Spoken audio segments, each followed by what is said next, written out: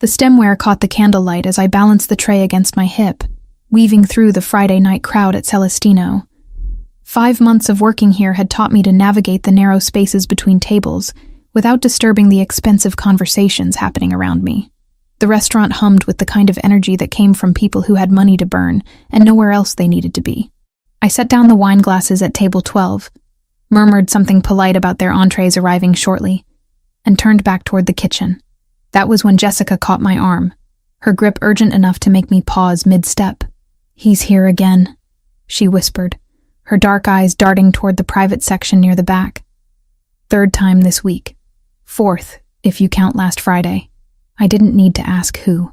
For the past 2 months, the man in the corner booth had become as much a fixture of my Friday nights as the ache in my lower back and the smell of garlic that clung to my uniform. Alessandro something. I'd never caught his last name, but I'd caught him watching me more times than I could count.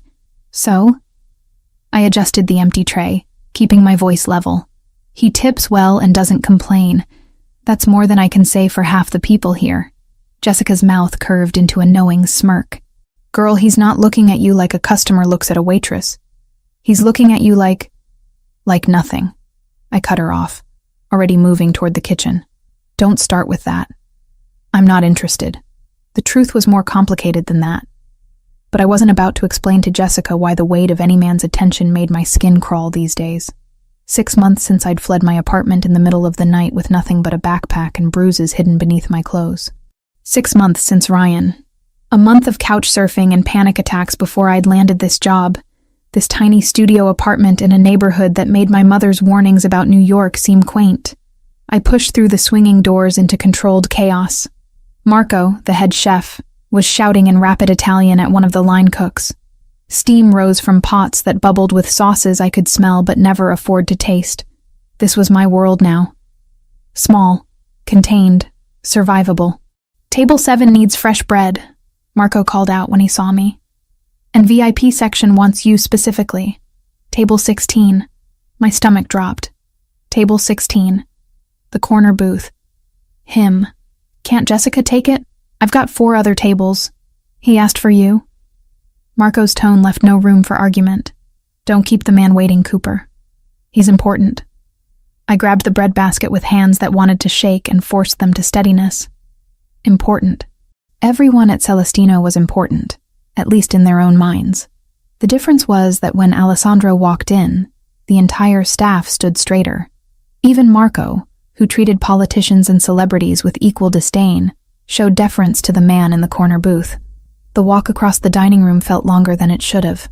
I kept my eyes on the breadbasket, on the crisp white tablecloth, on anything except the dark eyes I could feel tracking my approach. "Your bread, sir." I set the basket down with practiced efficiency, already turning to leave. "Wait." The single word froze me in place. His voice was quiet, almost gentle, but it carried weight. I turned back slowly, finally meeting his gaze. He was striking in a way that didn't photograph well, but commanded attention in person.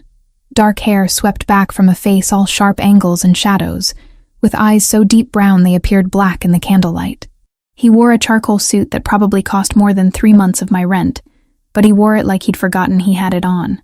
"Yes, sir? You've been working here 5 months." It wasn't a question, but I nodded anyway. "You're good at what you do. Efficient.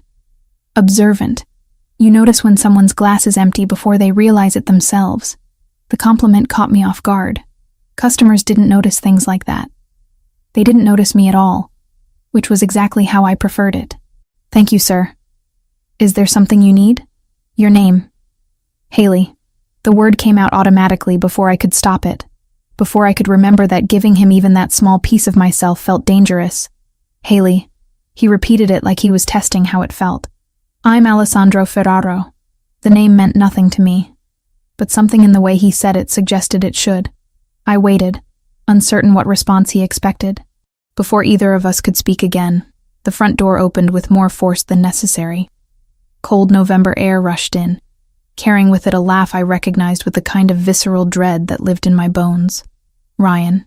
He stood in the entrance with a woman I didn't recognize draped on his arm. Blonde. Tall. Everything I wasn't. His eyes scanned the restaurant with predatory intent, and when they landed on me, his face split into a smile that made my blood run cold. "Cooper, what are you—" Jessica appeared at my elbow, then saw Ryan and went silent. "I need to go," I managed to say, but my feet wouldn't move. 6 months of running, of hiding, of building this careful new life, and he'd found me anyway. Ryan was walking toward me now, his companion forgotten. The restaurant noise faded to white static. I couldn't breathe, couldn't think, couldn't do anything except watch him close the distance between us. "Haley, there you are." His voice carried across the dining room, pitched to draw attention. "I've been worried sick. You just disappeared, babe." Didn't return any of my calls. The lie was so smooth, so practiced. In his version of events, I was the unstable one. The one who'd run away for no reason, who needed to be brought back, who belonged to him. "I don't know you," I said, but the words came out weak, unconvincing even to my own ears. "Don't be like that." Ryan reached for my arm, and I flinched back so hard I stumbled. Jessica caught me, her hand steady on my shoulder. "Sir, if you don't have a reservation—" Marco had materialized from the kitchen, his chef's whites still dusted with flour. "I'm just trying to talk to my girlfriend," Ryan said, all wounded innocence. "She's been having some troubles lately. Mental health issues. I'm sure you understand." The words hit like physical blows. This was his pattern, his method. Discredit me first. Make everyone see me as the problem, as someone who couldn't be trusted to know her own mind. "She's not your anything." Alessandro's voice cut through the tension like a blade. He hadn't raised his volume, but somehow everyone in the vicinity fell silent. "And you need to leave." Ryan's attention snapped to Alessandro, dismissal already forming on his face. Then something shifted in his expression. Recognition, or maybe just survival instinct.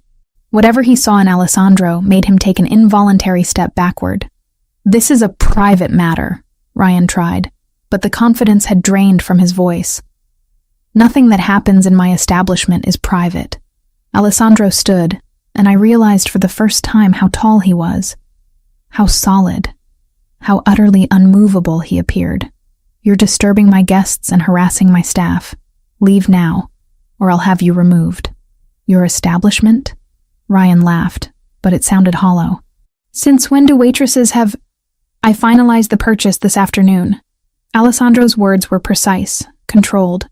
"I own Celestino as of 4 o'clock this afternoon, which means I make the rules here, and my first rule is that you're no longer welcome." The revelation rippled through the staff. Marco's eyebrows rose toward his hairline. Jessica's grip on my shoulder tightened. I stood frozen, trying to process what I was hearing. Alessandro moved past me, placing himself between Ryan and me with deliberate physicality. "I'm going to walk you to the door now. You won't return. You won't contact Haley.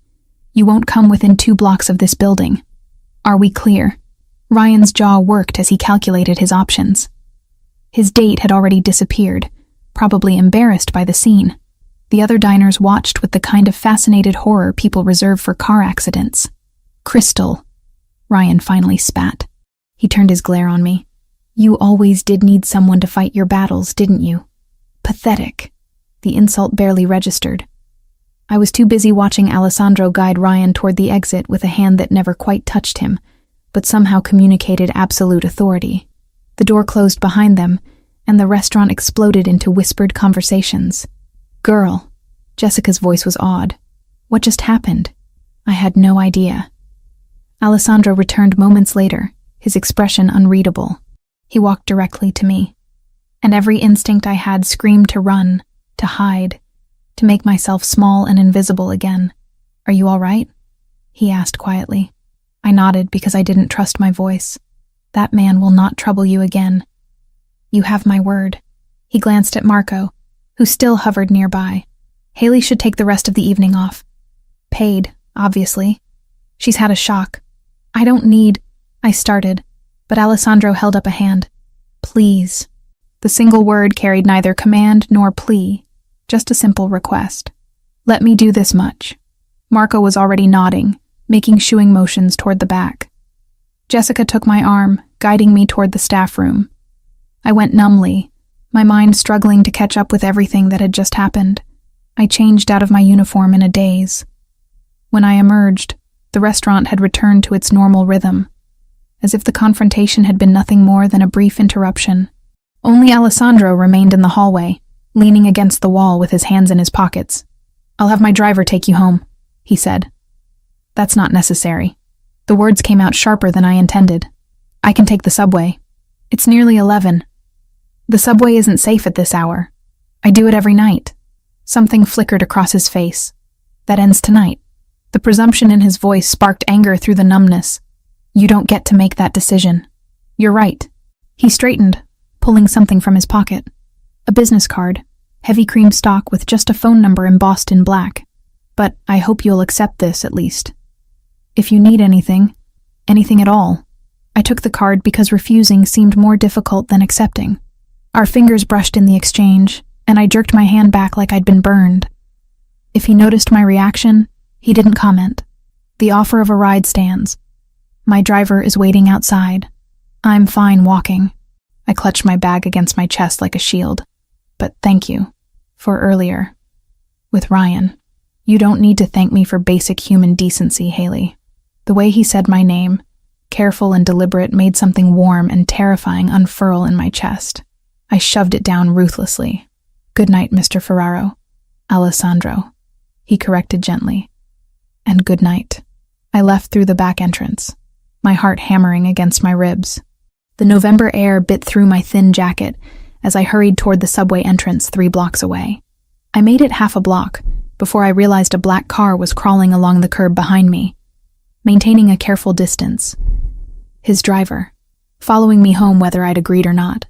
I should have been angry, should have been terrified by the presumption, by yet another man deciding what was best for me without asking.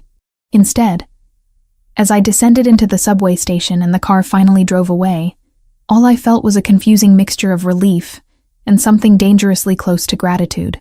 I pulled the business card from my pocket as the train rattled through the tunnel. Just a phone number, no name, no company, just a lifeline I hadn't asked for but couldn't quite bring myself to throw away. Monday morning arrived with the kind of gray light that made Manhattan look washed out and tired. I showed up for my shift at Celestino 15 minutes early, as always, expecting the usual routine of prep work and coffee strong enough to strip paint. What I didn't expect was Marco pulling me aside before I'd even clocked in. "Cooper, we need to talk." He gestured toward his cramped office behind the kitchen, his expression unreadable. My stomach dropped. This was it.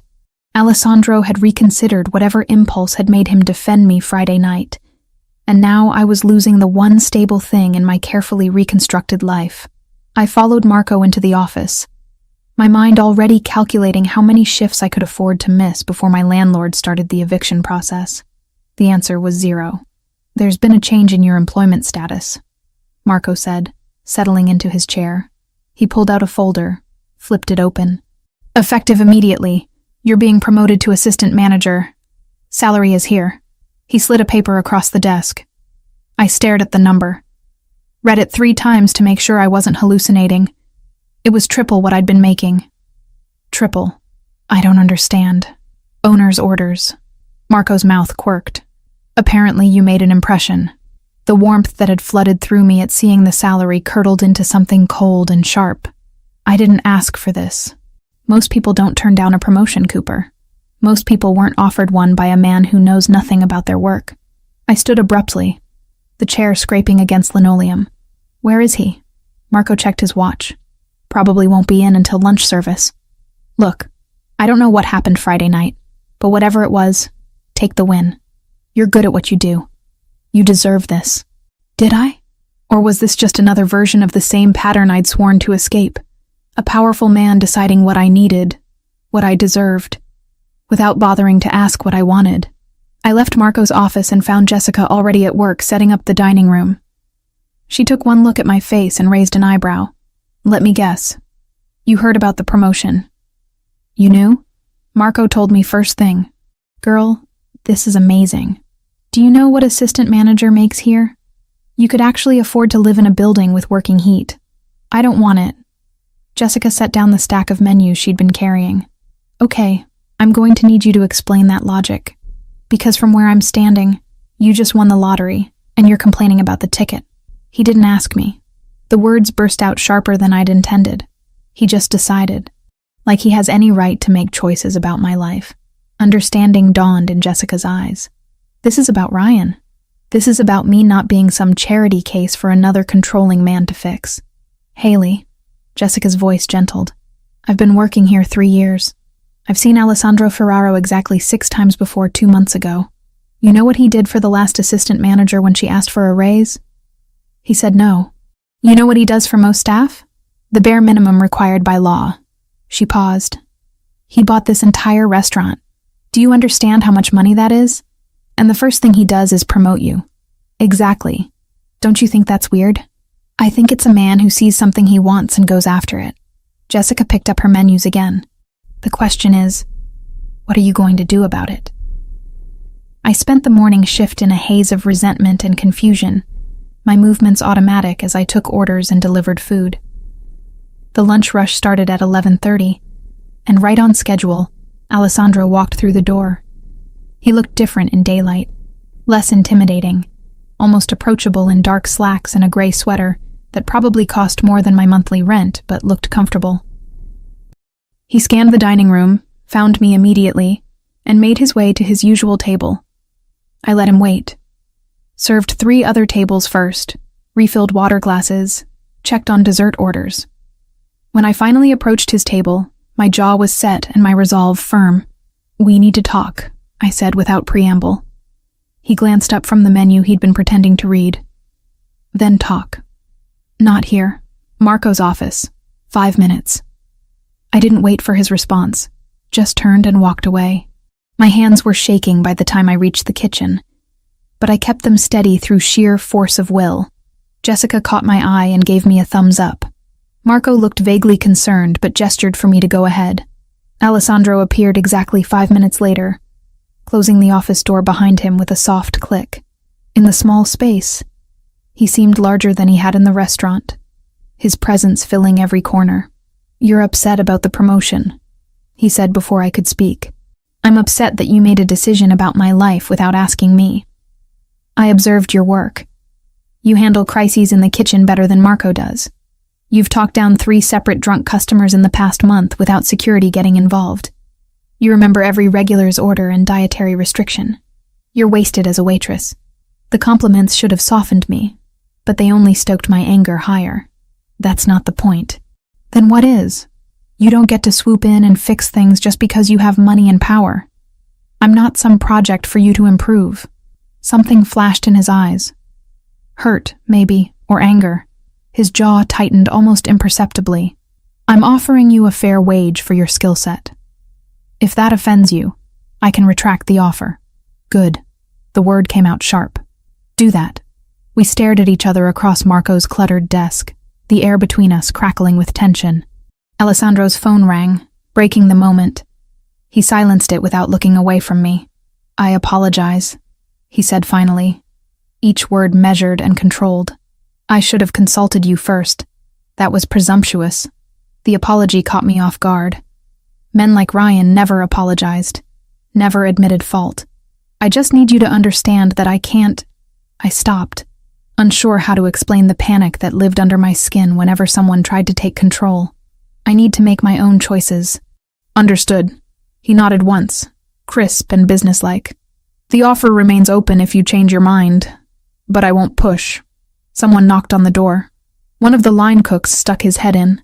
Sorry to interrupt, but there's a delivery for Ms. Cooper. Guy says it's urgent. Alessandro and I emerged from the office to find a courier holding a large manila envelope. He checked his clipboard. Haley Cooper? That's me. The envelope was heavy, official. My name and the restaurant's address were printed on the front in sterile block letters. My hands felt numb as I tore it open. Legal documents spilled out. A restraining order. Against me. Filed by Ryan Mitchell. Claiming I'd been harassing him with obsessive phone calls and threatening messages. It was dated Friday night, hours after the incident at the restaurant. The world tilted sideways. I grabbed the counter to steady myself, the papers shaking in my grip. Every word was a lie. But they were official lies, stamped and signed by a judge. Ryan's father was a judge. He had connections, resources, the ability to make his version of reality legally binding. Let me see that. Alessandro's voice came from somewhere far away. He took the documents from my nerveless fingers, his eyes scanning the text with rapid precision. His expression hardened with each line he read. This is fabricated, he said flatly. I know that. You know that. But his father is Judge Mitchell. Do you know how much power that is? My voice cracked. I can't afford a lawyer. I can't fight this. He's going to destroy me and there's nothing I can do about it. Alessandro pulled out his phone and walked a few steps away, speaking in rapid Italian to someone on the other end. I heard words I recognized. Lawyer, immediately, false accusation, mixed with ones I didn't. He spoke with the kind of authority that suggested the person on the other end had no choice but to comply. When he ended the call, he came back to me. My attorney will have this dismissed by end of business today. You can't just watch me. He held up the restraining order. Ryan Mitchell has made a critical error. He filed false legal documents. That's a crime. And his father's position won't protect him from serious criminal charges if I choose to pursue them. Why would you do this? The question burst out of me. You don't know me. You don't owe me anything. Because it's wrong. He said it simply, as if that explained everything. Because men like him rely on their victims being too afraid or too poor to fight back. And because you deserve better than to be terrorized by someone you had the courage to leave. My throat tightened with unshed tears. I refused to cry in front of him, in front of anyone. Tears were weakness, and I'd learned the hard way that weakness only invited more pain. Alessandro's phone buzzed. He glanced at it, then back at me. My attorney needs some information from you. It won't take long. He paused. May I add my number to your phone? As an emergency contact? The request was so simple, so reasonable. But it felt like standing on the edge of a cliff, about to step off into empty air. This doesn't make us... I stopped, not sure how to finish the sentence. Friends? Allies? Something more dangerous? It makes you someone I can help if you need it. Alessandro said quietly. Nothing more, nothing less. I handed him my phone with trembling fingers. He typed in his number, saved it under just his first name, and returned the phone to me. His hand brushed mine in the exchange, warm and solid and real. The restraining order will be withdrawn by 5 o'clock, he said. Ryan will not file another one. You have my word. How can you be so sure? Because I'm going to make it very clear to him that pursuing this further would be catastrophically stupid. The temperature in his voice dropped several degrees. I have information about his business dealings that would interest several federal agencies. He'll make the smart choice. The casual way he said it should have terrified me. This was a man who collected information like weapons, who could destroy someone's life with a phone call. Instead, I felt nothing but bone-deep relief. Thank you, I whispered. Alessandro's expression softened fractionally. Go take your lunch break. You've had a shock. When you come back, we can discuss the promotion like rational adults, if you're willing. I nodded, not trusting my voice. Jessica materialized at my elbow as Alessandro walked away, guiding me toward the staff room with gentle efficiency. Okay, spill, she said once we were alone. What just happened? I don't know. I sank onto the battered couch, my legs finally giving out. He's going to make the restraining order disappear. Just like that. Like it's nothing. Jessica sat beside me, her expression uncharacteristically serious. Haley, I need you to listen to me. Alessandro Ferraro isn't just some rich guy who owns restaurants. People are scared of him. Important people. You saw how Marco acted Friday night. What are you saying? I'm saying be careful. He's interested in you. That much is obvious. But men like him don't do anything without expecting something in return. Her words echoed my own fears, but they rang hollow against the memory of Alessandro's controlled fury when he'd read that restraining order. Against the gentle way he'd asked permission before adding his number to my phone. My phone buzzed. A text from an unknown number. Restraining order withdrawn. Judge Mitchell has been formally walled off from anything involving you going forward. Ryan has been strongly encouraged to relocate out of state. You're safe now. A. I showed the message to Jessica. Her eyebrows rose toward her hairline. "Girl," she said slowly, "that man just made a legal problem disappear in under 2 hours. On a Monday. Do you understand how much power that takes?" I did. And it terrified me almost as much as it reassured me. My phone buzzed again. This time it was from Ryan's number. Just 3 words. "You'll regret this." My blood turned to ice. Alessandro had been wrong. Ryan wasn't smart enough to back down, wasn't rational enough to recognize when he was outmatched. He would keep coming, keep trying to hurt me, until one of us was destroyed. I forwarded the message to Alessandro without letting myself overthink it. His response came immediately. Noted. Forwarding to my attorney. This constitutes harassment. Ryan is building his own legal grave. Then another message. "You're safe, Haley. I meant what I said." Jessica read the exchange over my shoulder and whistled low. Okay, maybe I was wrong. Maybe he's one of the good ones. There are no good ones, I said automatically, the words worn smooth by repetition. Just ones who hide it better. Or maybe, Jessica said gently, you're so used to men like Ryan that you can't recognize when someone actually gives a damn about you. I didn't have an answer for that. 2 weeks slipped by in a rhythm I hadn't expected to find comforting. Alessandro came to Celestino 4 times each week, always requesting a table in my section, always ordering the same dishes, always leaving before the restaurant closed. We spoke in careful pleasantries about the weather, the menu, nothing that ventured into personal territory. Jessica said it was the most restrained courtship she'd ever witnessed. I refused to call it courtship at all. The promotion sat between us like unexploded ordnance. I hadn't accepted it. But I hadn't formally declined either. Alessandro seemed content to let the question hang unanswered, which only made me more suspicious of his motives. Ryan had gone quiet. No messages, no surprise appearances, nothing. The restraining order had vanished from public record, as if it had never existed. Alessandro's attorney had sent me a brief email confirming everything was resolved, with a phone number to call if I needed anything else. I'd saved the number and tried not to think about how much that legal work must have cost. Friday night found me closing down my section, my lower back aching from 8 straight hours on my feet. Jessica had left an hour earlier, and most of the kitchen staff was finishing cleanup. I walked home through streets that had become familiar, my keys threaded between my fingers out of habit rather than genuine fear. The November cold had teeth tonight, biting through my jacket and making my breath fog in the streetlight. I climbed the 4 flights to my apartment, already mentally cataloging what I had in the fridge that could pass for dinner. Probably nothing. Maybe I'd just go straight to bed. My door was unlocked. I stopped on the landing, staring at the handle that sat slightly ajar. I never left it unlocked. Never. My hand moved to my pocket, fingers closing around my phone. But I didn't pull it out yet. Maybe I'd forgotten this morning. Maybe I was so tired that I'd walked out without checking. I pushed the door open slowly. The apartment was destroyed. Drawers pulled out and emptied onto the floor, couch cushions slashed, books swept from their shelf, my few possessions scattered like debris from an explosion. And in the center of it all, sitting in my one kitchen chair with his arms crossed, was Ryan. "Hello, babe." His voice was pleasant, conversational. "We need to talk."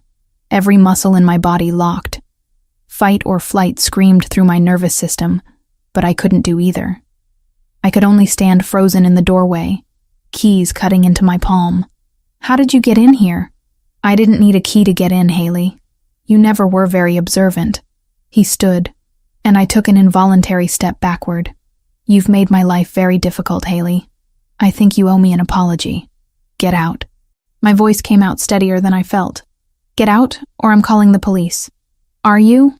Ryan moved closer, backing me into the hallway. "Because I've been thinking about that restraining order. The one your new boyfriend made disappear. That was illegal, you know. I could press charges. Against you, against him. Imagine what the police would think when they heard you've been sleeping with a criminal to get favors. I haven't been sleeping with anyone. Doesn't matter what's true. Matters what people believe." His hand shot out, faster than I could dodge, and grabbed my upper arm with bruising force. "You humiliated me, in front of everyone. You think you can just walk away from me and start a new life? You think some restaurant owner is going to protect you? Pain radiated from where his fingers dug into my arm. I twisted, trying to break free, but his grip only tightened. With my free hand, I managed to unlock my phone screen, fingers shaking as I pulled up Alessandro's contact and hit the location share button. It took 3 tries, my hands trembling too badly to be precise. "Let go of me," I said through gritted teeth. "Not until you understand. You belong to me, Haley. You always have, and I'm going to make sure everyone knows it. Your boss, your coworkers, everyone who thinks you're some innocent victim." His face was inches from mine now, breath hot and sour. "I'm going to destroy that pretty little story you've built." The phone buzzed in my hand. A message from Alessandro. "On my way. 12 minutes. 12 minutes. I just needed to survive 12 minutes. You're scared," Ryan observed with satisfaction. "Good. You should be. Do you know what I've been through because of you? The lawyers, the threats, having to explain to my father why his name was attached to a failed restraining order? You've made me look weak. You are weak." The words escaped before I could stop them. "You've always been weak. That's why you need to control me. Because without someone to push around, you're nothing." His hand moved from my arm to my throat in one fluid motion. Not squeezing. Not yet. Just resting there with implicit threat. "Say that again." I couldn't speak, could barely breathe, but I met his eyes with every ounce of defiance I could summon. The sound of footsteps on the stairs made Ryan's head snap toward the stairwell. Heavy footsteps, purposeful, multiple sets. His grip on my throat loosened fractionally. Alessandro appeared first, taking in the scene with a single sweeping glance. Behind him came 2 other men. One was tall and broad-shouldered, with a broken nose that suggested violence was a familiar language. The other was leaner, watchful, with hands that stayed near his jacket pockets. "Step away from her." Alessandro's voice was absolutely calm, which somehow made it more terrifying than if he'd shouted. "Right now." Ryan's hand fell away from my throat. He manufactured a smile, the kind that used to charm my friends and confuse my family. "This is just a misunderstanding. Haley and I were having a discussion. Couples stuff, you know how it is. We're not a couple," I managed to say, my voice rough. "We haven't been for 6 months." Alessandro moved closer, placing himself between Ryan and me with deliberate physicality. "Did he hurt you?" I wanted to say no, to minimize it, to make this whole situation disappear, but Alessandro was looking at my arm, at the place where Ryan's fingers had left red marks that were already darkening to bruises. Something in his expression shifted. The careful control slipped for just a moment, and what showed beneath was cold and absolutely merciless. "Michael," he said without taking his eyes off Ryan, "remove our guest from the building. Make sure he understands that returning to this address would be inadvisable." The broad-shouldered man moved with surprising grace. He didn't touch Ryan, just positioned himself in a way that made retreat the only logical option. Ryan looked between them, calculations running behind his eyes. "This isn't over," he said to me. "Yes," Alessandro said quietly. "It is. If you contact Ms. Cooper again, if you come near her workplace or her home, if you so much as think about her too loudly, you'll discover exactly how unpleasant I can make your life. Am I being clear? You're threatening me in front of witnesses." "I'm making you a promise. There's a difference." Alessandro's tone never changed, never rose, never wavered from that deadly calm. "Michael will escort you out now. The next time you need escorting, it won't be nearly so polite." Ryan looked at me one last time, something like hatred burning in his eyes, then let himself be guided toward the stairs. The lean man followed, and their footsteps echoed down the stairwell until the building's front door slammed shut. Only then did Alessandro turn to me. "Are you hurt anywhere else?" I shook my head, not trusting my voice. Now that the immediate danger had passed, my legs felt unsteady. I leaned against the wall, trying to keep myself upright through sheer determination. Alessandro surveyed the destroyed apartment, his jaw tightening. He didn't have a key. "I didn't give him one," I said, staring at the damage. "I never would." The admission felt like failure. "The lock is broken." Alessandro crouched by the door, examining the mechanism. He damaged it, forcing his way in. This door won't lock properly tonight. Alessandro's thumb moved over his phone. Michael is calling the police and the building manager, he said, voice clipped with control. There will be a report. Photos. A paper trail. His gaze lifted to mine. He doesn't get to do this and vanish into the dark. I'll wedge a chair under the handle. I've done it before. He stood, brushing off his hands. You're not staying here. I don't have anywhere else to go. There's a hotel 3 blocks from Celestino, the Meridian. I'll take you there tonight. Tomorrow we can discuss a more permanent solution. The presumption in his voice sparked anger through my shock. You can't just decide that. I can, and I am. He pulled out his phone. You're in shock. Your apartment is compromised, and your ex-boyfriend just demonstrated that he has no regard for your safety. Those are facts. The logical response is to remove you from this location immediately. I can't afford a hotel. The words came out sharp, humiliating. I can barely afford this place. Alessandro didn't even pause. I'm paying for it. No. I pushed off from the wall, anger giving me strength. I don't want your charity. I don't want to owe you anything. Something flashed across his face. Frustration, maybe, or hurt. This isn't charity. This is basic human decency. You're not safe here. Let me help you. Why? The question burst out of me. Why do you care? You barely know me. Because Ryan was right about one thing. Alessandro's voice dropped lower. I am going to protect you. Not because you're weak. Not because I want to control you. But because I can, and he can't, and someone should. We stared at each other across my ruined apartment. I could feel my resistance crumbling, worn down by fear and exhaustion, and the simple fact that he was right. I wasn't safe here. One night, I said finally. Just tonight. Tomorrow I'll figure something else out. Alessandro nodded. One night. I'll help you pack what you need. He moved through my apartment with efficient purpose, finding my backpack amid the destruction and beginning to gather clothes. I watched numbly as he folded my things with unexpected care, selecting practical items without asking for guidance. A change of clothes, toiletries from the bathroom, the book I kept on my nightstand. Ready? He asked when the bag was full. I took one last look at the apartment. It had never been much, but it had been mine. My first place after escaping Ryan. My first taste of real independence. Seeing it destroyed felt like watching a piece of my hard-won freedom crumble. Yes, I whispered. The drive to the hotel passed in silence. Alessandro's car was warm and quiet, insulated from the city noise. I pressed my forehead against the cool window and tried not to think about how much my arm hurt where Ryan had grabbed me. The Meridian was the kind of hotel I'd walked past 100 times without ever imagining I'd stay there. Marble floors, crystal chandeliers, staff in uniforms that probably cost more than my weekly paycheck. Alessandro guided me through the lobby with a hand at the small of my back, speaking quietly to the front desk clerk. The suite is ready, Mr. Ferraro, the clerk said, handing over a key card. Is there anything else you require? Privacy, Alessandro said simply. The suite was on the 12th floor, all clean lines and muted colors, with a view of the city that made Manhattan look almost beautiful. I stood in the doorway, unable to make myself walk inside. It felt like crossing a threshold I couldn't uncross. Haley, Alessandro's voice was gentle. You're safe here. No one knows you're in this building except me and the front desk, and they won't tell anyone. The door locks. The room is paid for. You can rest. Thank you. The words came out barely audible. I don't know what I would have done if you hadn't. Don't. He held up a hand.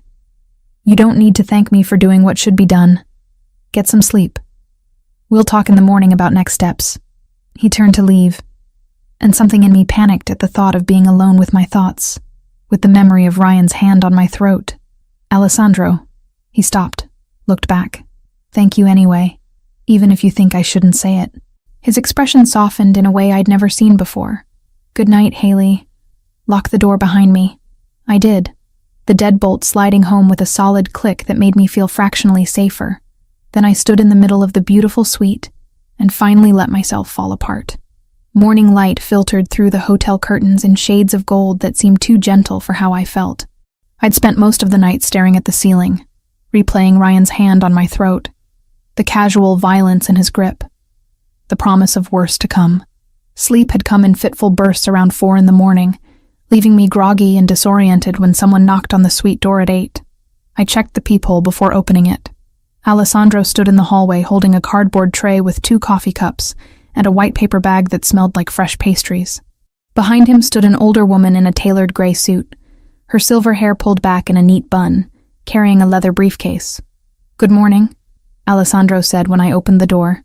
"I brought breakfast. And my attorney. I hope that's acceptable."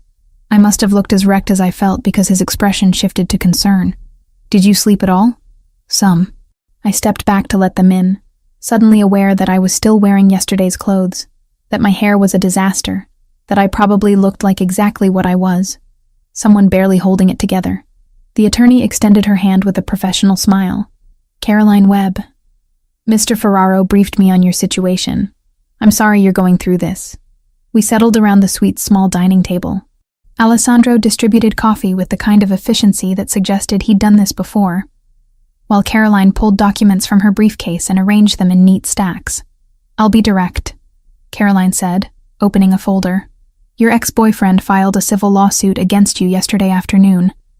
Defamation of character, claiming your allegations of abuse have damaged his professional reputation and personal relationships. He's seeking $200,000 in damages." The number hit me like a physical blow. 200,000. I didn't have $200 in my savings account. The coffee cup trembled in my hands. "He can't do that," I said, even though I knew he already had. "Everything I said about him is true. Truth is an absolute defense against defamation," Caroline agreed. "But defending yourself in court costs money. Legal fees for a case like this could easily run $50,000 or more. Ryan's banking on you not being able to afford representation, which would result in a default judgment in his favor. So he wins." My voice sounded hollow, even to my own ears. "He gets to destroy me, and there's nothing I can do about it." "That's not what I said." Caroline's tone was firm, but not unkind. "I'm willing to represent you pro bono. No charge for my services." I looked between her and Alessandro, trying to understand the catch. "Why would you do that?" "Because I don't like bullies," Caroline said simply. "And because Alessandro asked me to. We've worked together for 15 years. When he tells me someone needs help, I listen." Alessandro had been quiet during this exchange, his attention seemingly focused on his coffee, but I could feel him watching me, gauging my reactions. "There's more you should know," Caroline continued. "I did some preliminary investigation into Ryan Mitchell's background. He owes approximately $80,000 to various creditors, including some individuals who don't take kindly to missed payments. He has a pattern of behavior with former girlfriends. 2 separate women filed complaints about harassment and assault, but both cases were dismissed when the women suddenly declined to testify. Likely they were paid off or intimidated into silence. Each revelation made my stomach tighten. I'd known Ryan was cruel, but hearing it laid out in legal terms made it real in a way my own experiences hadn't. "He blames you for his current circumstances," Caroline said. "The loss of social standing, the financial pressure, probably other things that have nothing to do with you, but that he's decided to attribute to you anyway. Men like him need someone to blame for their failures. What do I do?" The question came out small, defeated. "First, you stop blaming yourself." Caroline's voice softened. "Second, you let me handle the legal aspects. Third, and this is important, you accept that you're not safe in your current living situation and make appropriate arrangements." I looked at Alessandro. "You told her about the apartment." "I told her you needed options," he corrected. "The offer stands. I own a property in Chelsea. There's a vacant unit on the 5th floor. It's yours for 6 months while we resolve this situation legally. Rent-free." I can't accept that. The refusal was automatic, trained into me by years of independence hard-won and fiercely guarded. "Why not?" Alessandro's question was genuine, not challenging. "Because I don't want to owe you. Because accepting help feels like giving up control. Because—" I stopped, unable to articulate the tangle of pride and fear and exhaustion that made the idea of being indebted to anyone unbearable. "Because you're used to men who help only when they want something in return," Caroline finished quietly. I understand that impulse, but sometimes accepting help is the strongest thing you can do. Alessandro set down his coffee cup with deliberate care. I'm not Ryan. I'm not going to hold this over you or use it as leverage. You need a safe place to live. I have one available. The math is simple. Nothing about this is simple. I stood, needing to move, to put distance between myself and their reasonable arguments. You're asking me to move into an apartment you own. Let your attorney represent me for free. Accept that you'll just fix all my problems because you've decided to. How is that different from Ryan deciding what I needed and making choices for me? Alessandro's jaw tightened, the first sign of frustration I'd seen from him. The difference is I'm asking, not telling. You can say no. You can walk out of this hotel right now. Go back to your broken apartment. Face Ryan alone with no resources and no protection. That's your choice to make, not mine. The bluntness of his words stung because they were true. I didn't have other options. I'd been running on pride and stubbornness for so long that I'd forgotten how to recognize genuine help when it was offered. I need time to think, I said finally. Of course. Caroline began gathering her documents. Take all the time you need. My contact information is in here. She handed me a folder. Call me when you're ready to discuss the lawsuit defense. Or don't. But know that the offer remains open. They left together, and I was alone again with my coffee going cold and my thoughts spiraling. The suite felt too large, too quiet, too much like a cage even though the door was unlocked and I could leave whenever I wanted. I spent the rest of Saturday in that hotel room, ordering room service I barely touched and avoiding the calls from Jessica that started around noon. By Sunday, I'd watched every movie the hotel offered and memorized the pattern of cracks in the ceiling. By Monday, I was climbing the walls with restless anxiety. Alessandro didn't call, didn't text, didn't show up with more coffee and reasonable arguments. His absence felt louder than his presence had. Tuesday morning, Jessica appeared at my door with a duffel bag and a determined expression. Marco told me where you were. I'm not leaving until we talk. I let her in because refusing seemed like more effort than I could muster. She took one look at the room service trays scattered across the coffee table and made a disapproving sound. Girl, you look terrible. Thanks. That's helpful. You know what I mean. She sat on the couch, patted the cushion beside her. Talk to me. What's going on in that head of yours? I sat, pulling my knees up to my chest. He wants me to move into an apartment he owns. I know. Marco told me the whole story. Jessica's expression was unusually serious. He also told me what Ryan did to your place, and that you've been hiding out here for 3 days instead of accepting help. It's not that simple. Actually, it is. You're making it complicated because you're scared. I'm not scared. The lie felt transparent even as I said it. You're terrified, Jessica corrected gently. Terrified of owing someone. Terrified of being controlled again. Terrified that accepting help makes you weak. Am I close? I pressed my face against my knees, unable to answer. Listen to me, Haley. I've known you for 5 months. In that time, I've watched you work double shifts to pay rent, seen you skip meals to save money, heard you turn down every offer of help like it's poison. She paused. And I've also seen the way Alessandro looks at you. That man is not trying to control you. He's trying to help you. There's a difference. How can you be sure? Because controlling men don't ask permission. They don't respect boundaries. They don't hire expensive attorneys and then disappear for 3 days to give you space to think. Jessica took my hand. Ryan conditioned you to see kindness as manipulation.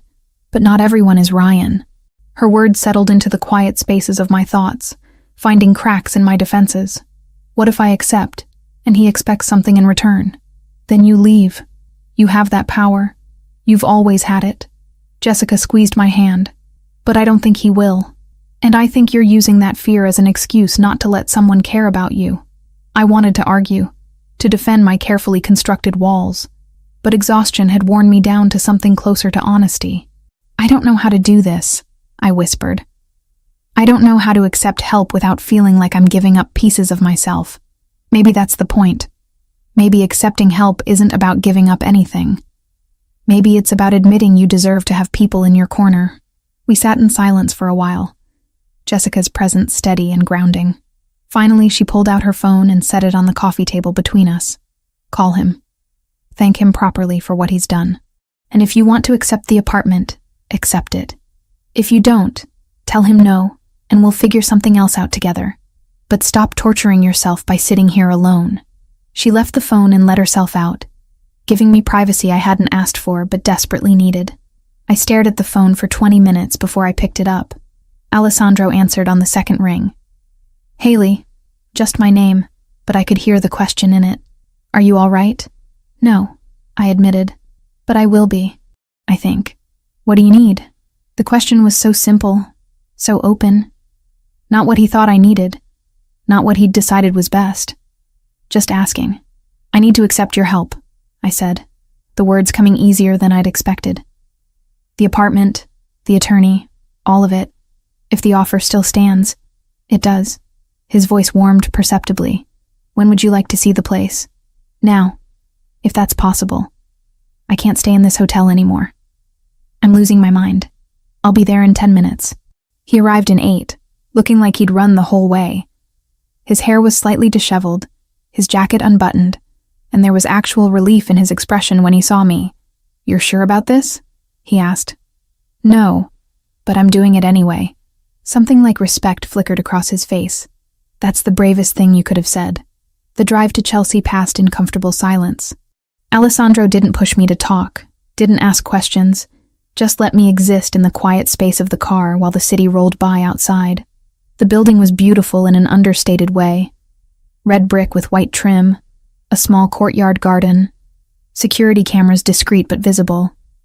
The lobby was clean and well-maintained without being ostentatious. 5th floor, Alessandro said, leading me to the elevator. Corner unit. It's been vacant for about 6 months. I had it cleaned and furnished last month. Just basic pieces, but you can add whatever you'd like. The apartment took my breath away. Hardwood floors, large windows that let in afternoon light, a kitchen with actual counter space, a bedroom that could fit more than just a bed. It was twice the size of my old place, 100 times nicer, and the rent would normally be completely beyond my means. The building has security, Alessandro was saying, walking me through the space. Cameras in the lobby and hallways, coded entry at the front door. The locks are new. I had them changed last week. You'll be the only one with a key. Last week, I repeated. You did this last week, before you knew if I'd accept. He had the grace to look slightly embarrassed. I wanted to be prepared if you said yes. That's incredibly presumptuous. Yes, he agreed. It is. I apologize. I walked to the windows, looking down at the street below.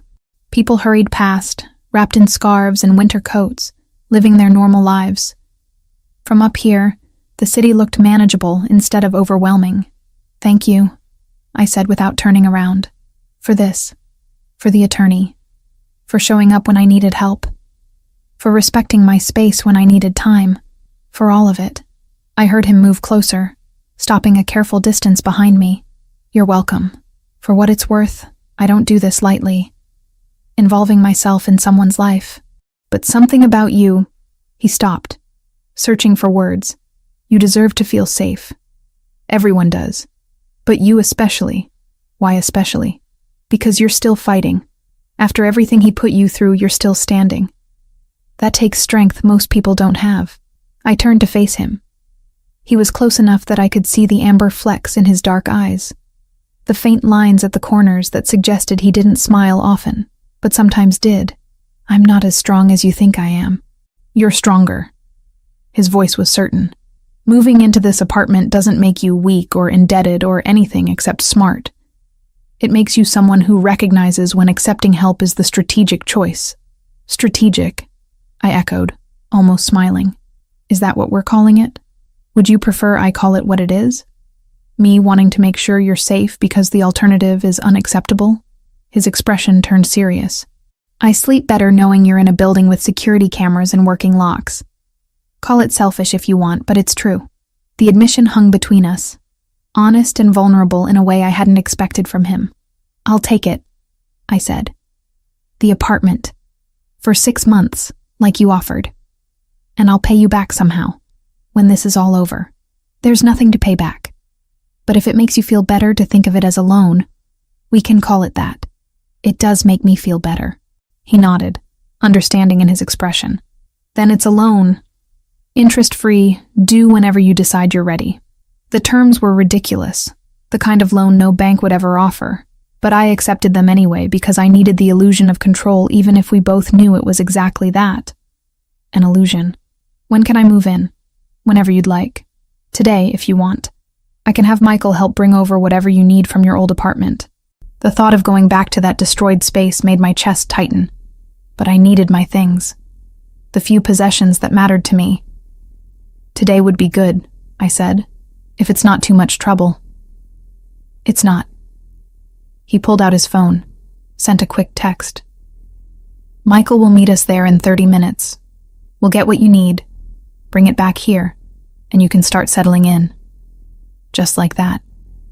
Just like that, he confirmed. It seemed impossible that my life could shift so dramatically in the span of a single conversation. But when we left the apartment an hour later with Michael's help to retrieve my belongings, I felt something I hadn't felt in months. Hope. Maybe Jessica was right. Maybe accepting help wasn't weakness. Maybe it was the first step toward building something that actually felt like home. 3 weeks in the Chelsea apartment had done something I hadn't expected. It had given me back my ability to sleep through the night.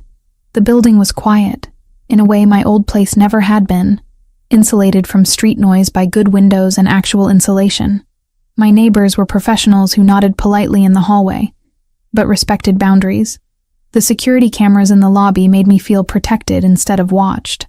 Jessica noticed the difference immediately when I showed up for my shift on a Wednesday morning. "You look human again," she said, adjusting the silverware on table 6. "Like, actually rested. It's weird seeing you without those dark circles. Turns out having working locks and heat that doesn't quit at 2 a.m. makes a difference." I finished folding napkins into the precise triangles Marco insisted on. "Who knew?" "I knew. I've been telling you for months that your old place was a dump." She paused, studying me more carefully. "He's still coming around?" She didn't need to specify who.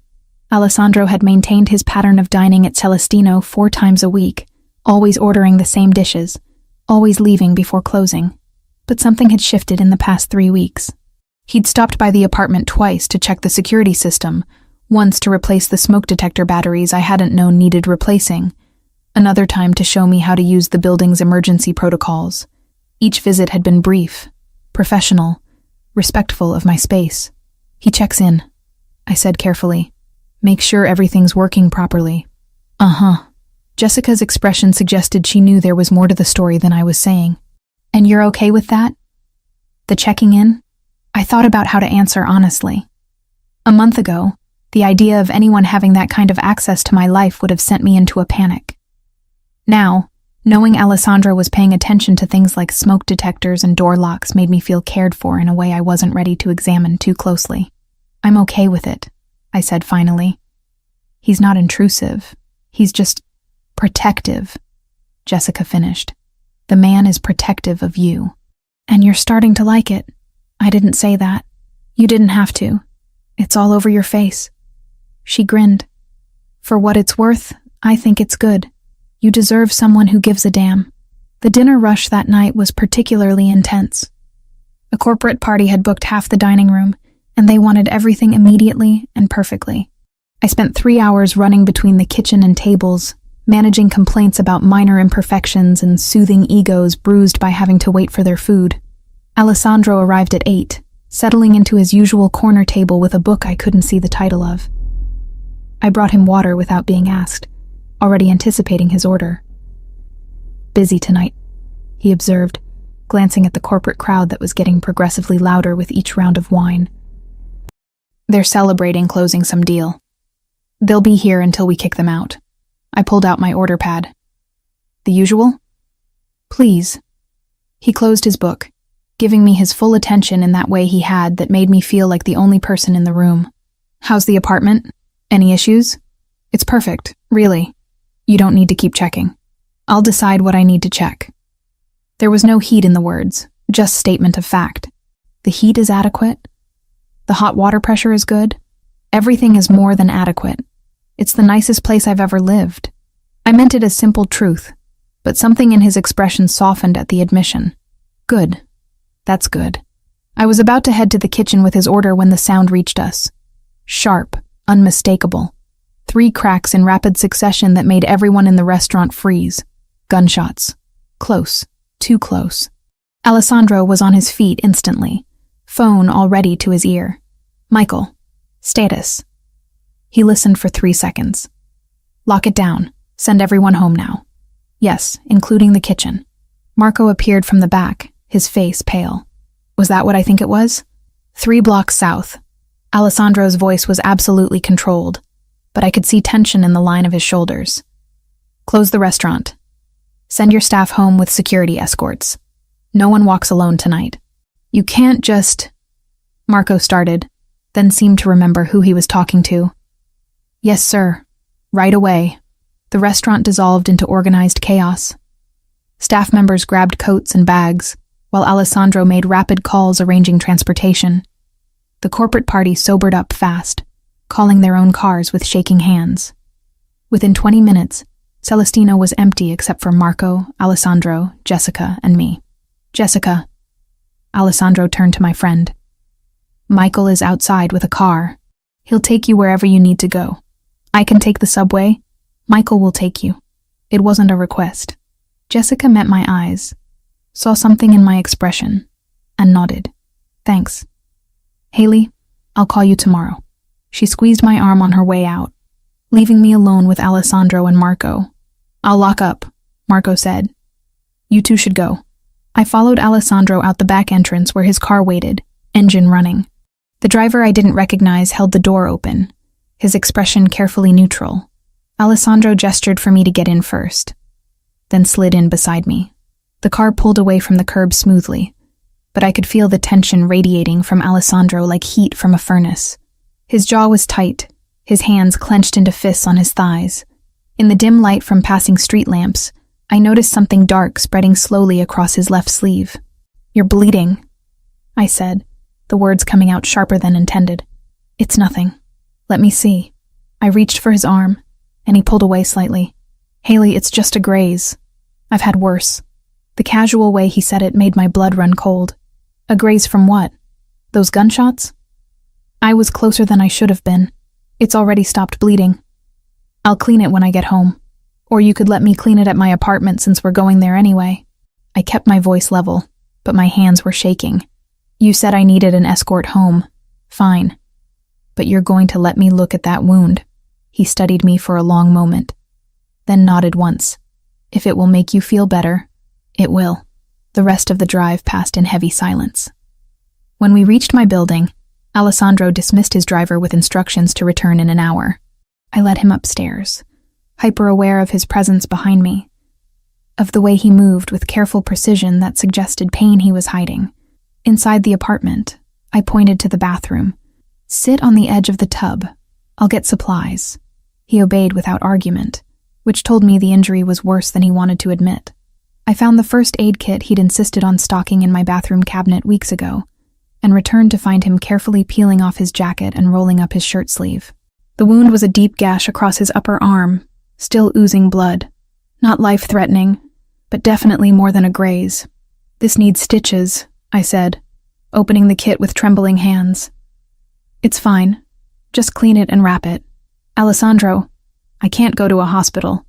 Too many questions. His eyes met mine, and I saw something raw in them.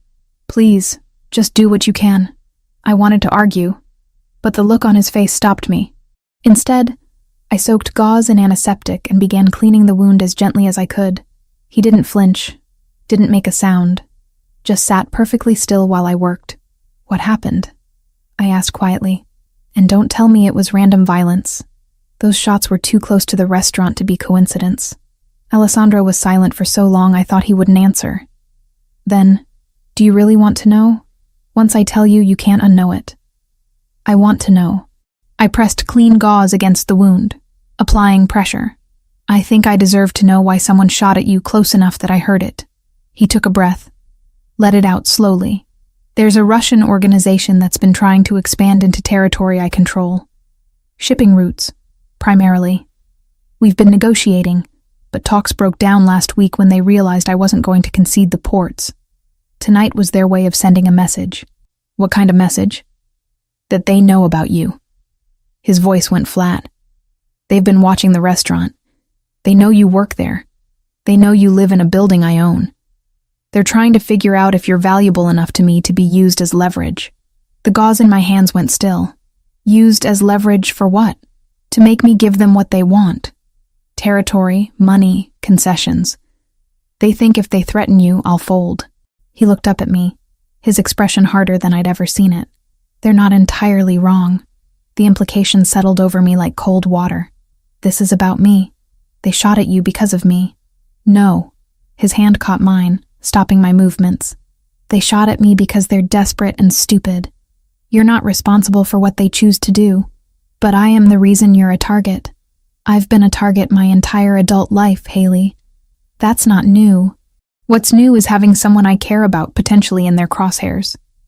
He released my hand, letting me go back to bandaging, which is why I need to give you an option. My hands resumed their work automatically while my mind raced ahead. What kind of option? I have connections. People who can create new identities, relocate people safely. I can have you out of the city in 48 hours. New name, new job, new life somewhere they'll never find you. You'd be completely safe. The offer hung in the air between us, stark and final. He was giving me an escape route, a way out of the danger that came with knowing him. I should have been grateful.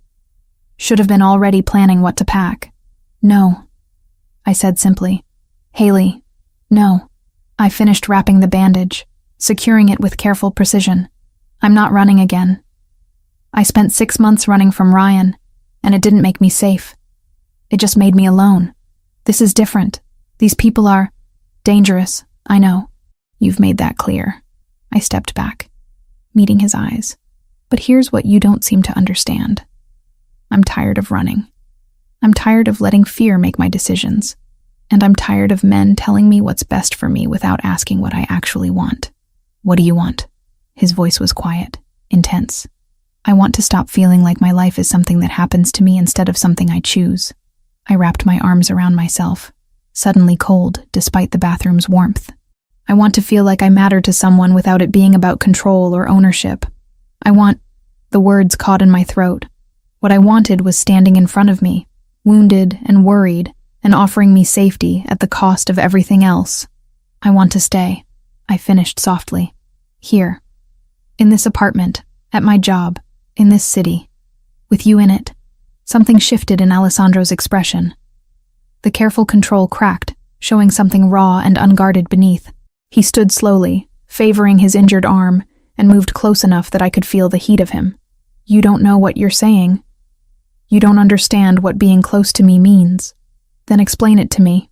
I refused to step back, refused to let fear win again. Tell me exactly what it means so I can make an informed choice instead of one made out of panic. It means security escorts, limited freedom, always looking over your shoulder. It means people like the Russians will see you as a weapon to use against me. His jaw tightened. It means I'll do everything in my power to keep you safe. But there are no guarantees. No promises that nothing will ever happen. Life doesn't come with guarantees. My voice was steadier than I felt. Ryan taught me that. The difference is with you, I get to choose. You're not forcing me into anything. You're offering me options and respecting whatever I decide. You're right, I am. He lifted his uninjured hand, fingers hovering near my cheek without quite touching. But I need you to be absolutely certain. Because if you stay, if you choose this, I won't be able to let you go. The admission hung between us, heavy with meaning. This wasn't about protection anymore. This was about something neither of us had been willing to name until now. I'm certain, I whispered. His control finally snapped. The hand at my cheek moved to cup the back of my head, fingers tangling in my hair as he pulled me close. His mouth found mine with desperate precision, kissing me like I was oxygen and he'd been drowning. I kissed him back with equal desperation, my hands fisting in his shirt, pulling him closer despite his injury. All the tension of the past 3 weeks, all the careful distance we'd maintained, exploded into this single point of contact. He kissed like he did everything else, with absolute focus and intensity. His good arm wrapped around my waist, pressing me against him. I could feel his heart hammering against my chest, could taste coffee and something darker on his tongue. When we finally broke apart, both breathing hard, his forehead rested against mine. "This is a terrible idea," he said, but he didn't let go.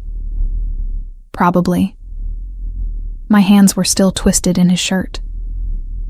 But I'm done making only safe choices. He pulled back enough to look at me, his eyes searching mine. "You're vulnerable right now. Scared. I won't take advantage of that." "You're not taking advantage. I'm choosing you." I met his gaze steadily. "There's a difference." "There is." His thumb traced my lower lip with heartbreaking gentleness. "Which is why I'm going to leave now. Before we do something you'll regret in the morning." "I won't regret it." "Maybe not." He pressed a kiss to my forehead, soft and achingly tender. "But I need you to be sure. I need you to choose me when you're not running from something else. Can you understand that?" I did, even though every nerve in my body was screaming for him to stay. He was giving me time, space, respect. Everything Ryan had never offered. "Go," I said, even though the word hurt. "But come back, please. Tomorrow." It was a promise. "We'll talk tomorrow. Really talk. About what this means, what you're choosing, all of it." He left, and I locked the door behind him with shaking hands. My lips still tingled from his kiss. My hands still remembered the feel of his shirt beneath my fingers. Every part of me wanted to chase after him, to pull him back, to finish what we'd started. But he was right. I needed to be sure, needed to choose him from a place of strength, not fear. Tomorrow, I would make that choice. Tonight, I would let myself feel the weight of it, the possibility and the danger and everything in between. Alessandro didn't come back the next day, or the day after that. By the third day, I'd stopped checking my phone every 5 minutes for messages that never arrived. By the fifth day, Jessica was giving me concerned looks every time she caught me staring at his empty table during dinner service. "He's avoiding you," she said on the 7th night, after we'd closed, and I was wiping down tables with more force than necessary. "And you're pretending you don't care." "I'm not pretending anything." I scrubbed at an imaginary stain. "He's busy. He has businesses to run. A life that doesn't revolve around me." "Right. And that's why Michael has been doing the security checks instead of him." I'd noticed. Michael had shown up twice in the past week to verify the building's systems, both times with polite efficiency and absolutely no explanation for Alessandro's absence. He'd been professional, thorough, and completely unwilling to answer any questions about his boss. "Maybe he changed his mind," I said, the words tasting bitter. "Maybe he realized getting involved with someone like me is more trouble than it's worth." Jessica stopped restocking napkins and turned to face me fully. "Or maybe he's scared. Did you consider that? Men like Alessandro don't get scared. Everyone gets scared, Haley. Especially when they care about something enough to lose it." She paused, studying my face. "You should talk to Michael. Really talk to him. I bet he knows more than he's letting on." I dismissed the idea at the time, but it stuck with me through the rest of the week. By Friday, when Michael showed up for another security check, I was ready. "We need to talk," I said, as he was preparing to leave my apartment. "And not about smoke detectors." Michael paused, his hand on the door handle. He was a big man, easily 6'3", with shoulders that suggested he'd been hired more for intimidation than conversation. But his eyes were kind beneath the professional mask. "About Alessandro," I continued when he didn't respond. "About why he's avoiding me. That's not my place to discuss, Ms. Cooper." I kissed him. He kissed me back. Then he disappeared. I think that makes it at least partially my place. I crossed my arms, trying to project confidence I didn't feel. "Please, I need to understand what I did wrong." Something shifted in Michael's expression. He closed the door and moved back into the apartment, leaning against the counter with a sigh. "You didn't do anything wrong," he said finally. "Alessandro is protecting you. From himself. That doesn't make sense." "It does, if you know his history." Michael hesitated. clearly weighing how much to reveal. He had a sister, younger. Her name was Sophia. The past tense made my stomach clench. What happened to her? She fell in love with someone in the organization. Not Alessandro's operation, he wouldn't have allowed it, but a rival family. The man claimed he'd leave that life for her. Alessandro tried to stop it, but Sophia was stubborn. She thought love would be enough. Michael's jaw tightened. 4 years ago, there was a dispute over territory. Sophia was caught in crossfire at a restaurant. Wrong place, wrong time. She died in Alessandro's arms. The image hit me like a physical blow. I thought about Alessandro's careful control, his insistence on my safety, the way he'd offered me an escape route instead of asking me to stay. He swore after that he'd never put someone he cared about in danger again. Michael continued. Never let anyone close enough to be used as leverage. And then you showed up, and he couldn't help himself. He's been watching you for months, trying to convince himself to walk away, but he can't. And that terrifies him. So he's avoiding me because he cares about me? The irony was almost painful. He's avoiding you because last week's shooting made him realize you're already in danger just by knowing him. And he can't bear the thought of you ending up like Sophia. Michael straightened. That's why I'm telling you this, Ms. Cooper. If you're going to pursue this, you need to understand what you're asking him to overcome. It's not just about danger. It's about 4 years of grief and guilt. After Michael left, I sat on my couch for an hour, processing everything he'd told me. Alessandro wasn't avoiding me because he'd changed his mind. He was avoiding me because he was terrified of losing me the way he'd lost his sister. I pulled out my phone and sent a text to Michael. What's Alessandro's office address? The response came immediately, along with a warning. He won't be happy, I told you. I'll take that risk. The address led me to a building in the financial district, all glass and steel and the kind of anonymous corporate presence that didn't draw attention. I talked my way past building security by claiming I had a delivery, then took the elevator to the 15th floor. Alessandro's office was at the end of a quiet hallway. Through the frosted glass door, I could see his silhouette at a desk, phone pressed to his ear. I knocked before I could lose my nerve. The conversation stopped mid-sentence. I'll call you back, he said, and moments later the door opened. He looked exhausted. Shadows under his eyes suggested he'd been sleeping as poorly as I had. His shirt was wrinkled, tie loosened, and there was coffee staining his cuff. When he saw me, something like pain flashed across his face. Haley, what are you doing here? Michael told me about Sophia. I pushed past him into the office before he could close the door. About what happened to her. About why you've been avoiding me. Alessandro's expression closed off immediately. Michael had no right. He had every right. Someone needed to tell me the truth instead of letting me think you'd just decided I wasn't worth the trouble. I turned to face him. Anger and hurt and understanding all tangled together. You can't protect me from everything, Alessandro. And you can't make my choices for me. I watched my sister die because she chose to be with someone in this life, he said, his voice raw. I held her while she bled out on a restaurant floor. Do you understand what that means? What it did to me? I understand that it was tragic and unfair, and not your fault. I took a step closer, but I'm not Sophia. And you're not the person who killed her. You can't punish yourself forever for something you couldn't control. I can keep you safe by staying away from you. No, you can't. The Russians already know about me. They already see me as leverage. Staying away won't change that. It'll just make me face it alone instead of with you. I moved closer still, until I was near enough to see the gold flecks in his dark eyes. I'm choosing this, Alessandro. Knowing the risks, understanding the danger, fully aware of what happened to your sister, I'm choosing you anyway. His control was fracturing. I could see it in the tension of his shoulders, the way his hands clenched at his sides. You don't know what you're asking. Then tell me. Tell me exactly what I'm asking for so I can prove I understand. You're asking me to let you into a world where violence is currency and loyalty is survival. You're asking me to care about you knowing that caring makes you a target. You're asking me to trust that I can keep you safe when I couldn't keep my own sister safe.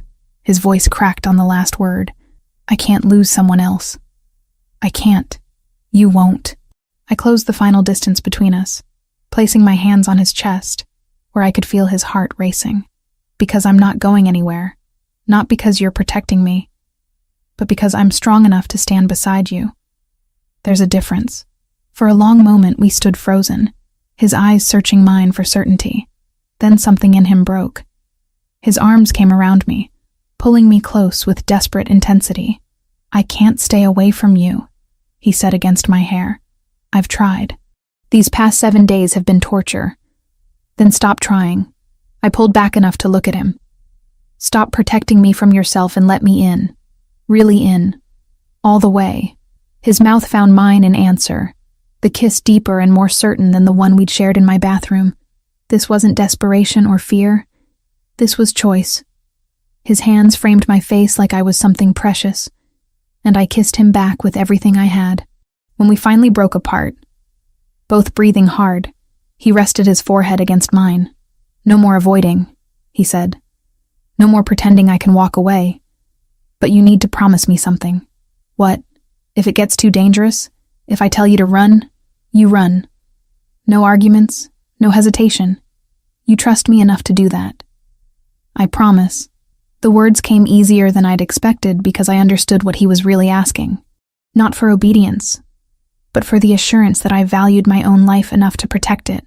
Then we're doing this. He pulled back, his expression still serious but lighter somehow. Really doing this. You and me. You and me, I agreed. And for the first time in a week, I felt like I could breathe properly. The next 2 weeks were a revelation. Alessandro stopped treating me like something fragile that might shatter under pressure. We fell into a rhythm of dinners at my apartment, conversations that lasted until 2 a.m, stolen kisses in the back hallway of Celestino when he thought no one was watching. He told me about his childhood in Italy, about his parents who'd built the organization from nothing, about Sophia's laugh and her terrible taste in music. I told him about my parents, dead in a car accident when I was 19. About the student loans I'd taken to put myself through culinary school. About the dreams of being a chef that Ryan had systematically crushed. About the shame of staying as long as I had with someone who hurt me. Shame is a weapon abusers use, Alessandro said one night, his fingers tracing patterns on my arm as we lay on my couch. It keeps you silent, keeps you from seeking help. You survived him. That's not shameful. That's strength. Jessica noticed the change immediately. She pulled me aside during a slow lunch service, her expression caught between happiness and concern. You two are together now, she said. It wasn't a question. Yes. Good. He's been different these past 2 weeks. Lighter. I didn't think Alessandro Ferraro knew how to be light. She paused. Just promise me you're being careful. Not just physically. Emotionally. I promise. Because I see the way you look at him, girl. And I see the way he looks at you. This isn't some casual thing. This is real. She was right. What Alessandro and I had was terrifyingly real, built on honesty and trust, and the kind of vulnerability neither of us had offered anyone else. It should have scared me. Instead, it felt like the first genuine thing I'd had in years. The charity event was Alessandro's idea. A small fundraiser for a children's hospital, he explained. Low-key, minimal publicity, just local business people supporting a good cause. I could wear something comfortable, meet a few of his associates, leave whenever I wanted. I borrowed a wine-colored dress from Jessica, simple and elegant without being flashy. Alessandro picked me up in his car, and the approval in his eyes when he saw me made me feel beautiful in a way I hadn't felt in years. The event was exactly what he'd promised, understated and genuine. I met his business partners, shook hands with people whose names I recognized from news articles, drank champagne that probably cost more than my weekly paycheck. Alessandro kept his hand at the small of my back, a constant warm presence that made navigating the unfamiliar social territory bearable. We were leaving when someone asked for a photo. Just a quick picture for the hospital's website, the organizer explained. Alessandro looked at me, silently asking permission. I nodded. The photo was innocent, his arm around my waist, both of us smiling at the camera, nothing scandalous or newsworthy. I forgot about it the moment it was taken. 3 days later, it was everywhere. Someone had posted it to social media with a caption identifying Alessandro by name.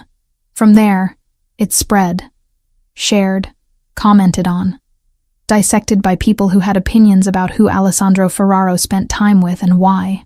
I was working a dinner shift when Michael appeared, his expression grim. He spoke quietly to Alessandro, who'd been dining alone at his usual table. I watched Alessandro's face harden, watched him pull out his phone and scroll through something that made his jaw clench. He stood abruptly and crossed to where I was refilling water glasses. "We need to go. Right now. I'm in the middle of my shift. Marco will understand. Michael, bring the car around to the back entrance." His hand found mine, squeezing once. "Please, Haley. Trust me." The urgency in his voice cut through my confusion. I followed him to the back, calling an apology to Jessica as we passed. She waved me on, her expression worried but understanding. In the car, Alessandro finally showed me his phone, the photo from the charity event, reposted dozens of times with increasingly speculative captions. But that wasn't what made my blood run cold. It was the message he'd received an hour ago. A photo of me leaving Celestino that morning, edited to show a red laser sight centered on my back. "The Russians," I whispered. "They're escalating, making it clear they know exactly where to find you."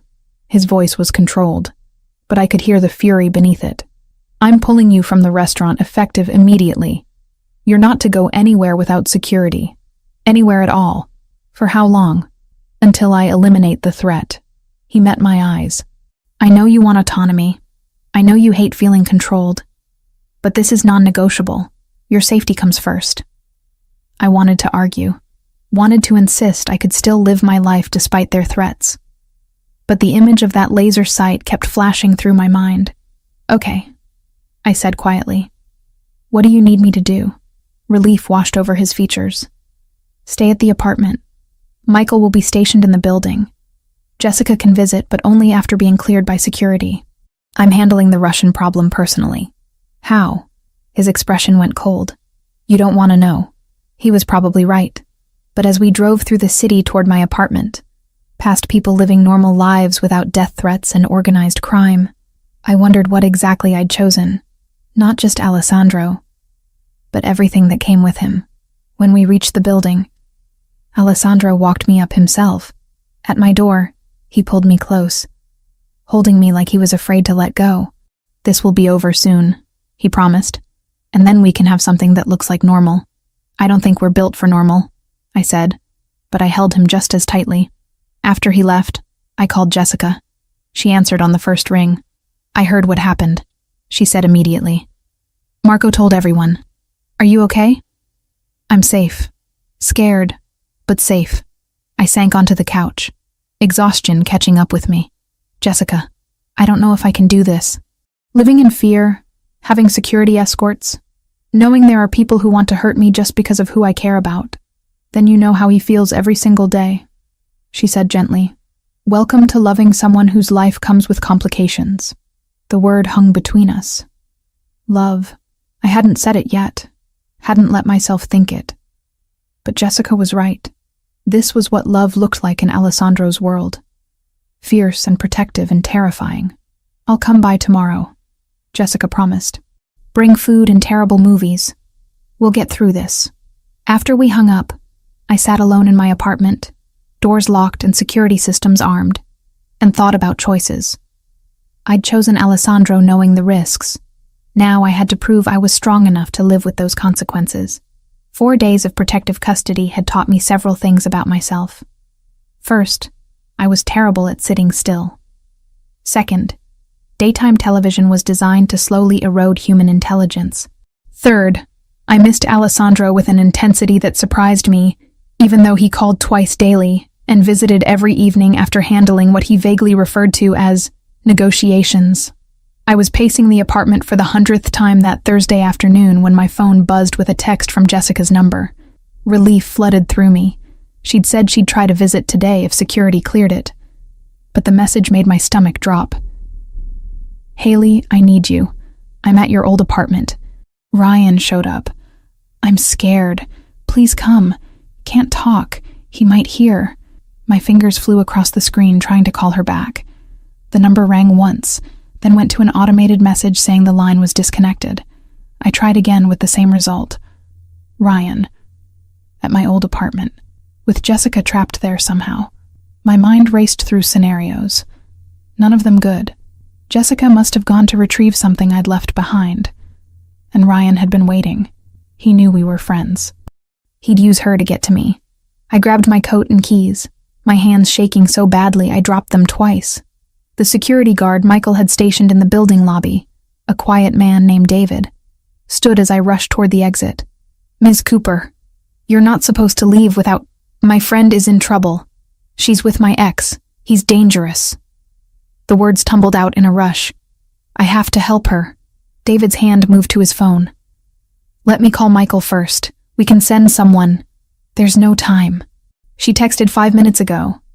If Ryan realizes she contacted me—" I didn't finish the sentence. Couldn't articulate the worst-case scenarios spinning through my mind. "Ms. Cooper, my orders are clear. You don't leave this building without proper security escort. Then come with me." I was already pushing past him toward the door. "But I'm going whether you follow or not." He reached for my arm, but I was faster, fueled by panic and the desperate need to help Jessica the way she'd helped me. I burst through the front entrance and into the street, already scanning for a taxi. The hand that grabbed my other arm was too strong, too practiced.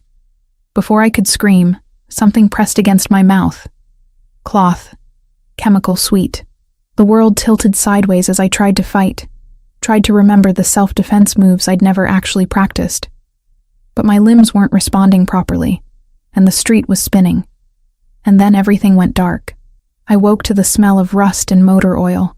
My head pounded with a rhythm that matched my heartbeat, and when I tried to move, I discovered my hands were bound behind me with something that cut into my wrists. Zip ties, I realized distantly. My ankles were similarly secured. The space around me slowly came into focus. A warehouse. Mostly empty, except for a few scattered crates and industrial equipment that looked decades old. Sunlight filtered through grimy windows set high in the walls, creating bars of light across the concrete floor. 3 men stood several feet away, speaking in Russian too rapid for me to follow even if I'd understood the language. Terror locked my throat. This wasn't Ryan. This was so much worse. One of the men noticed I was awake and said something to his companions. They turned as a unit, and the one in the middle, tall, pale, with a scar bisecting his left eyebrow, approached with deliberate slowness. "Ms. Cooper." "Welcome." His English was heavily accented but clear. "I apologize for the method of invitation, but you have been difficult to reach. Where's Jessica?" My voice came out hoarse. "Where's my friend?" Confusion flickered across his face, then understanding. He laughed, the sound devoid of humor. "Your friend is fine. Safe at work, I imagine. We borrowed her phone number. Clever technology, yes? You thought you were rescuing her, but she never needed rescue. The betrayal of it hit harder than it should have. Of course it had been a trap. Of course I'd been stupid enough to fall for it. What do you want?" I asked, though I already knew. "We want Alessandro Ferraro to understand that his stubbornness has consequences." The man crouched in front of me, close enough that I could smell tobacco on his breath. He refuses to negotiate fairly.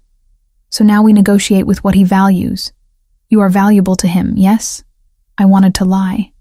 To claim Alessandro meant nothing to me. That kidnapping me would accomplish nothing. But the Russians had done their research. They'd seen the photo, tracked the pattern of his protection, understood exactly how valuable I was. "He'll kill you for this," I said instead, putting every ounce of certainty I possessed into the words. "Perhaps. But first, he will pay. $5 million and control of the southern port. A small price for something he loves." The man stood, pulling out a phone. "We will send him proof you are alive. You will tell him to cooperate." "Yes?" He held the phone in front of me, camera recording. I stared into the lens, knowing Alessandro would see this, knowing it would destroy him the way Sophia's death had. "Don't pay them," I said clearly. "Don't give them anything. I'm not worth—" The backhand came fast enough that I tasted blood before I felt the pain. My head snapped to the side, stars exploding across my vision. "Try again," the Russian said calmly. "This time, ask him nicely to pay."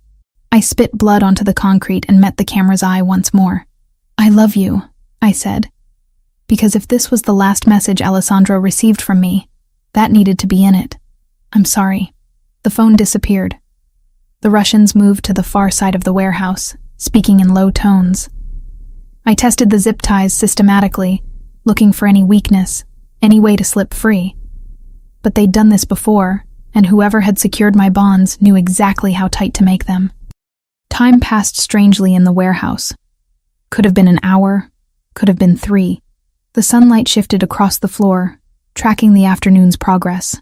I thought about Alessandro receiving that video, about the expression on his face when he saw me bound and bleeding, about Michael and Jessica and everyone who'd told me to be careful, to stay put, to trust that I was protected.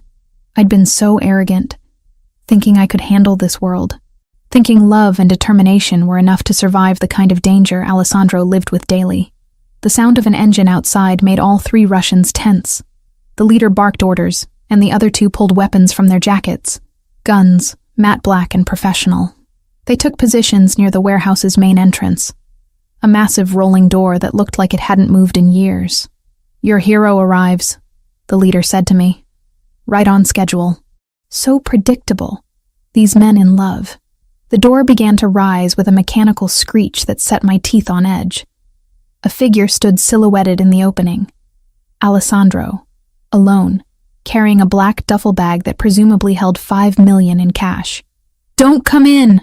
I shouted, my voice cracking. "It's a trap!" He came in anyway, because of course he did. His eyes found me immediately, and I watched something in his expression fracture at seeing me tied and injured. But his voice when he spoke was absolutely controlled. "I have what you asked for. Let her go. First, we verify the money." The Russian leader gestured to one of his men, who advanced toward Alessandro with weapon drawn. Everything happened at once. Glass shattered from above as figures dropped through the high windows on repelling lines. Michael's voice shouted, "Down!" and Alessandro dove toward me while gunfire erupted from multiple directions. The warehouse transformed into chaos, shouting in Russian and English, the sharp crack of weapons, the smell of cordant burning in my nose. Alessandro's body covered mine, his weight pressing me flat against the concrete as bullets whined overhead. I felt rather than heard his sharp intake of breath, felt wetness spreading across his shoulder where it pressed against my cheek. "Stay down," he said through gritted teeth. "Don't move." The firefight lasted maybe 90 seconds, though it felt like hours. When silence finally fell, my ears were ringing, and my heart was trying to hammer through my ribcage. Alessandro rolled off me carefully, his face pale but determined. His shoulder was bleeding through his shirt, the wound spreading crimson across gray fabric. "You're hurt," I said stupidly, as if that wasn't obvious. "I'm fine." He pulled a knife from his pocket and began cutting through the zip ties with shaking hands. "Are you hurt? Did they—" "I'm okay. Scared, but okay." The ties fell away, and I could finally move my hands, could reach up to touch his face and confirm he was real. "You shouldn't have come alone. You shouldn't have risked." There was never a question of risk. His hands framed my face with heartbreaking gentleness. "You're mine to protect. That doesn't have conditions." Michael appeared, checking the Russians who lay motionless across the warehouse floor. His team, 4 others I didn't recognize, were already moving through the space with tactical efficiency, securing weapons and checking for additional threats. "Clean," Michael called out. "Warehouse is secure.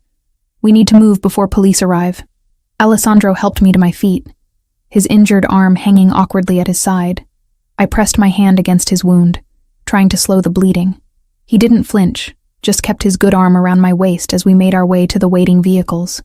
The ride to the hospital passed in a blur of sirens, and Michael's calm voice on the phone coordinating with what sounded like law enforcement.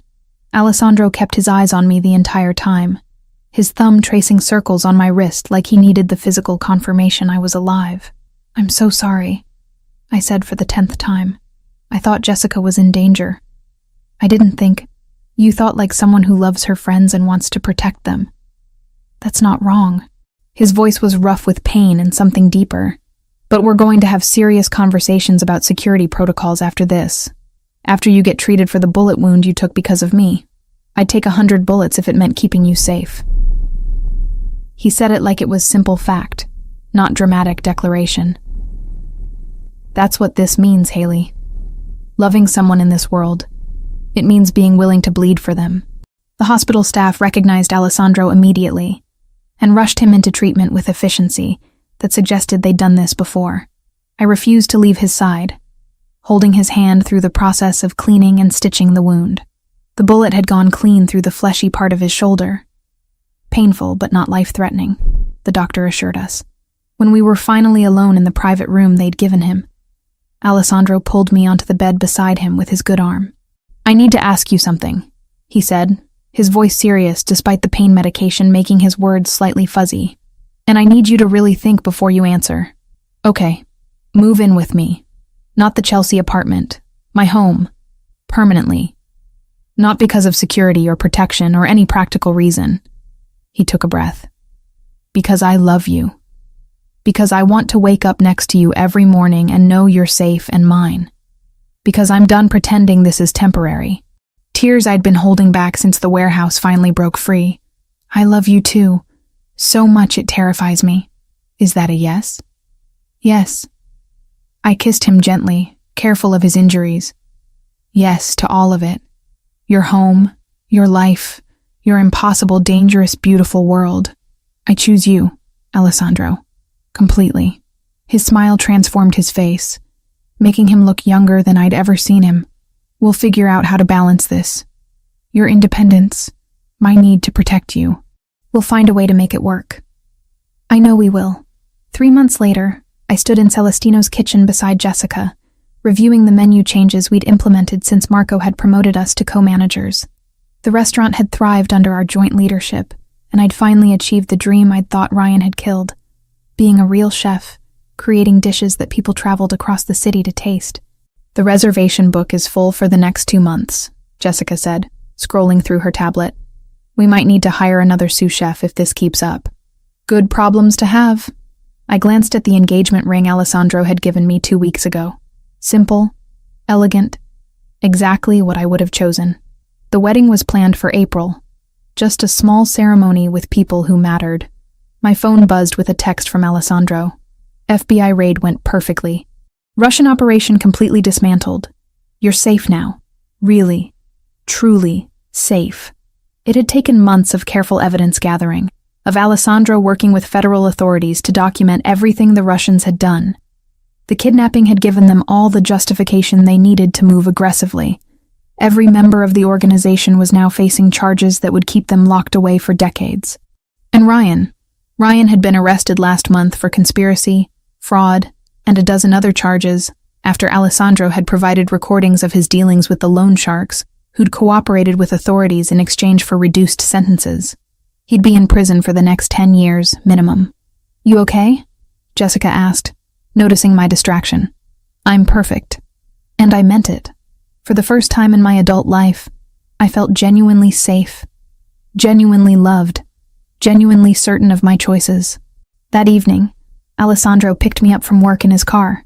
The drive to his home, our home now, took us through Manhattan as the sun set, painting the buildings in shades of copper and gold. He reached across to take my hand, lacing our fingers together. "Have I told you today that I love you?" "Only twice." "You're slacking." "I love you." He kissed my knuckles. "I love your stubbornness and your courage, and the way you refuse to let me make decisions for you. I love you too. Even though you're overprotective and controlling and sometimes impossible." "Only sometimes?" I laughed, and it felt like freedom. This life we were building together wasn't perfect or safe or anything like normal. But it was ours, chosen with full knowledge and open eyes, built on trust and honesty, and the kind of love that could survive bullets and betrayal and everything in between. "Only sometimes," I confirmed, and kissed him as the city lights came alive around us, promising tomorrow and all the tomorrows after that.